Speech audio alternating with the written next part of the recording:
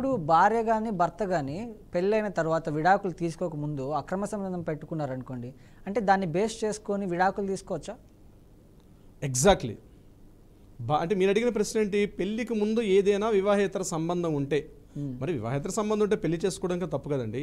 ఏదో ఒక ప్రజతో పెళ్లి చేసేసుకుంటున్నారు, దానికి ఎలా తీసుకోవాలని దానికి వేరే సెక్షన్స్ వేరేగా ఉన్నాయి.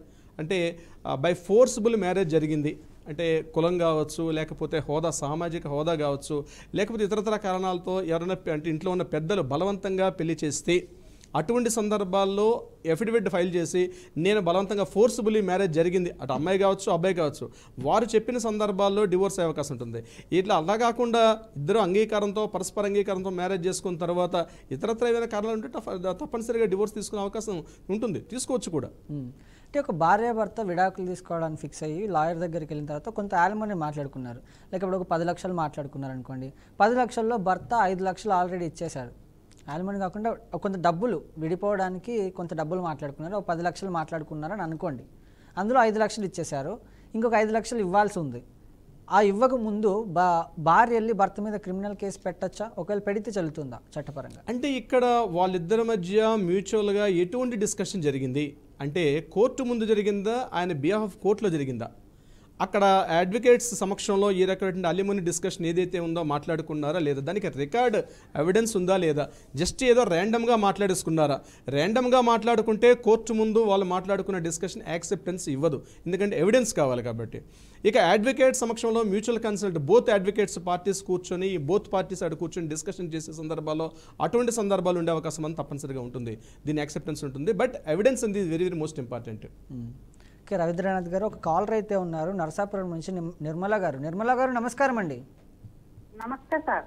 చెప్పండి, సమస్య ఏమిటండి? సార్ మా భార్య భర్తల మధ్యన గొడవ జరుగుతుంది సార్ 2012 నుండి. అయితే సార్ పాపకి 2000 ఇచ్చేవారు మనవర్తి, నాకు 4000 ఇచ్చేవారు సార్. పాపకి ఇప్పుడు 18 అండి, అయితే 18 దాటేసినాయండి. పాపకి తీసేసారు 2000, ఆయన గవర్నమెంట్ ఎంప్లాయీ అండి, ఆర్టీసీలో చేస్తాడు. ఓకే, ఇప్పుడు పాప తండ్రిని కలుసుకుంటానని అంటుందండి, కానీ వాళ్ళ డాడీ యాక్సెప్ట్ చేయట్లేదు. పాపకు తండ్రి కావాలంటాం, మరి ఏం చేయాలో తెలియట్లేదండి మాకు. అంటే మనవర్తి ఇప్పుడు పాప మ్యారేజ్కి కూడా సిద్ధపడి ఉందండి, ఆ అమ్మాయికి ఏమి ఎలా వేసుకోవాలన్నది కేసులు మాకేం తెలియట్లేదండి. దాని నిమిత్తం సార్ గారు ఏమైనా సలహా చెప్తారేమో అని అడుగుదామని చేసామండి.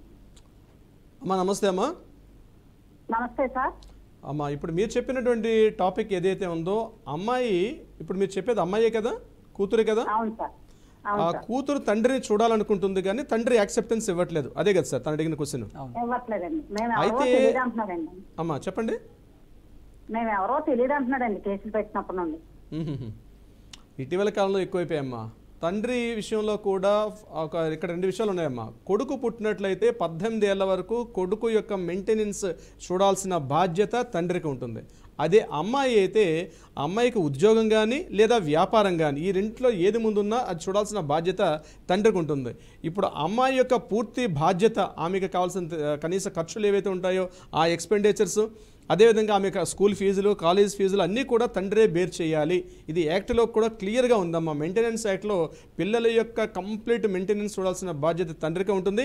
ఇక అమ్మాయి విషయానికి వస్తే అమ్మాయిని పెళ్లి చేసేదాకా లేదా ఆ అమ్మాయి తన సొంత కాళ్ళ మీద నిలబడేదాకా ఆ పూర్తి బాధ్యత తండ్రే వహించాలి. ఇవి చట్టాలు క్లియర్గా చెప్తున్నాయమ్మా.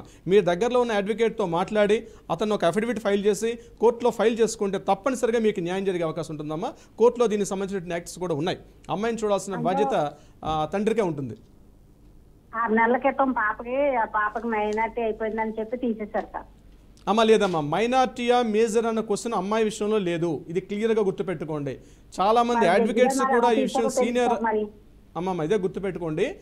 చాలామంది సీనియర్ అడ్వకేట్స్ కూడా ఈ విషయంలో చాలా కన్ఫ్యూజ్ అవుతుంటారు. అమ్మాయి విషయంలో మైనరా మేజరా అని క్వశ్చన్ లేదు.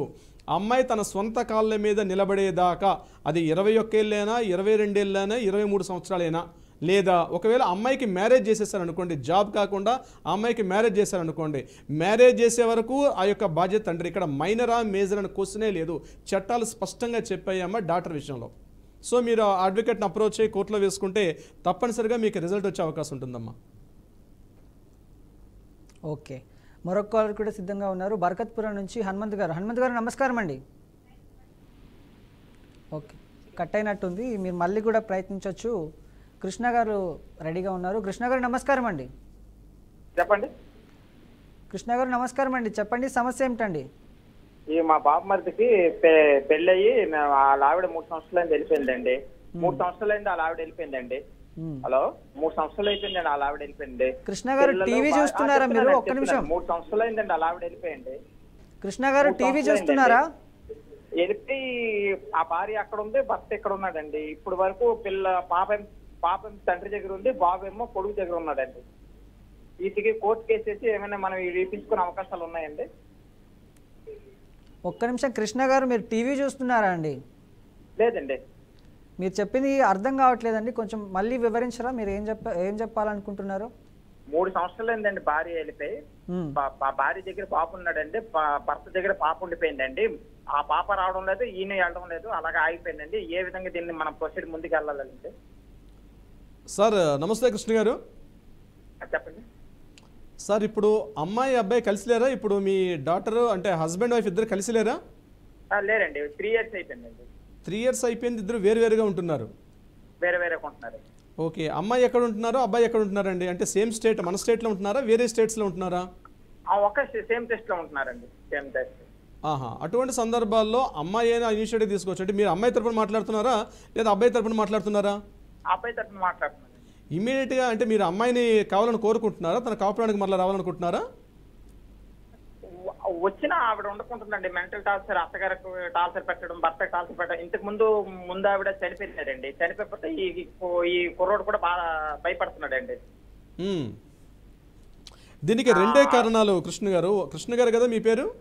అవునండి, చెప్పండి సార్. దీనికి రెండుగా మనం ఒక రిజల్ట్ తీసుకోవచ్చండి. ఫస్ట్ వన్ ఏంటంటే ఆర్సీఆర్ పిటిషన్ అని ఒకటి ఉంటుందండి. RCR, restriction of the conjugal rights అని ఒక పిటిషన్ ఉంటుంది. ఆ పిటిషన్ని మీరు కోర్టులో వేసుకుంటే అమ్మాయిని మళ్ళా కాపురానికి రమ్మనమని చెప్పే పిటిషన్ అండి ఇది. ఆ అమ్మాయి వస్తుందా రాదా ఏమిటన్నది ఆ అమ్మాయి కోర్టుకి రిజల్ట్ చెప్పాల్సి వస్తుంది. అమ్మాయి రావాలా వద్దన్న విషయం అమ్మాయి కోర్టుకి ఇన్ఫామ్ చేయాలి. ఒకవేళ కోర్టుకి ఇన్ఫామ్ చేసి అంటే కంటిన్యూషన్ చేస్తానా మ్యారిటల్ స్టేటస్ లేదన్నది ఆ అమ్మాయి మళ్ళీ కోర్టుకి ఇన్ఫామ్ చేయాలి. లేదండి ఇది లెంగ్తీ ప్రాసెస్ అవుతుంది ఆర్సీఆర్ అనుకునే సందర్భంలో ఇమీడియట్గా మీరు డివోర్స్ పిటిషన్ మీరు ఫైల్ చేసుకుంటే మీకు డివోర్స్ ఇచ్చే అవకాశం ఉంటుంది.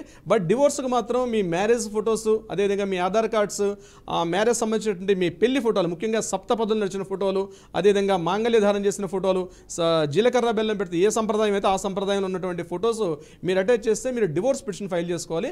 బట్ నా సలహా మాత్రం బిఫోర్ డివోర్స్ పిటిషన్ మీరు ఆర్సీఆర్ పిటిషన్ వేసుకుంటే తప్పనిసరిగా మీకు వాళ్ళ కోర్టుకి ఏదో ఒక ఆన్సర్ చెప్తారు. దాని తర్వాత మీరు ఏం చేయాలన్నది మీ అడ్వకేట్ని మీరు అప్రోచ్ అయితే మాట్లాడే అవకాశం ఉంటుందండి.